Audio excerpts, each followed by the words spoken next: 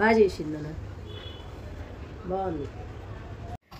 Iron బాగుండడం ఏంటి అని అనుకుంటున్నారా? అది ఐరన్ కాదండి, ఓల్డ్ శారీస్ ని పాలిష్ చేయటం. అలా స్ప్రే అవుతూ నీట్ గా కూర్చుంటుంటే వాటర్ అనుకున్నాను, కాదంట స్టార్చ్ అంట. ఎంత నీట్ గా స్ప్రే అవుతూ ఆ శారీకున్న ఓల్డ్నెస్ అంతా తీసేసి నీట్ గా పాలిష్ అవుతుంది. ఎందుకో తెలియదు కానీ ఈ కపుల్ మేడ్ మై డే. ఇద్దరు కలిసి ఓపిక్ గా ఈచ్ అండ్ ఎవ్రీథింగ్ చెక్ చేసి మరీ ఇచ్చారు.